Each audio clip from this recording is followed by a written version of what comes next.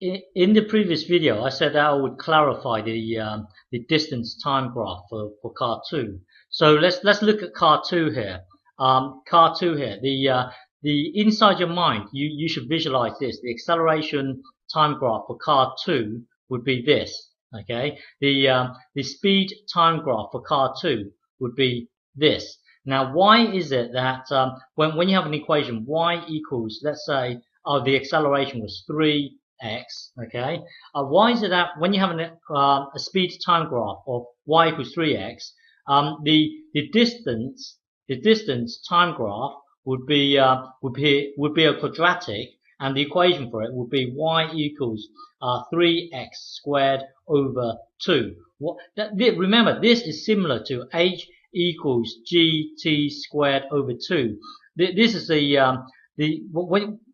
this is an equation for a free fall or within a gravity field. So for example, if you drop a cannonball off a building, so you would use this equation here.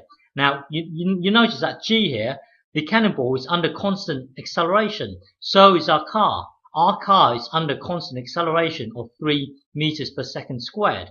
So this here is an acceleration g. Well, this thing here, this is our acceleration. Our acceleration is 3.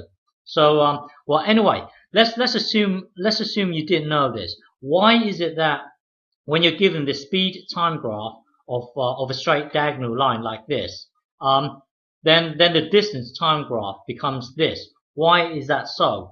I think I did one of the earlier. I've done an earlier video for this already, but let me reiterate.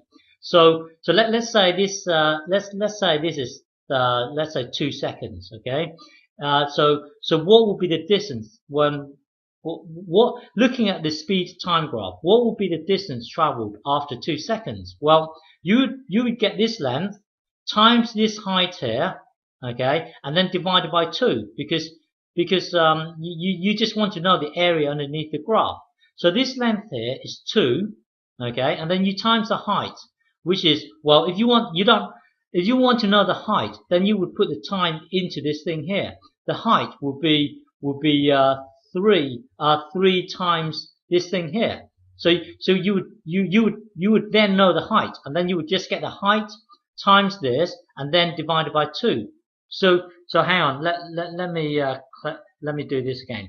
So given this speed time graph here, this here is y equals 3x. Okay, let's just call this let's just call it t. Okay, now if this is a time here, if this is t, this height here must be 3t because we would put this into the x. Okay, now if you want to know the area of this thing here, you would get this t, well, this distance here is t. You would get t here times the height here. The height here is 3t. So it's this times this. That would be 3t squared.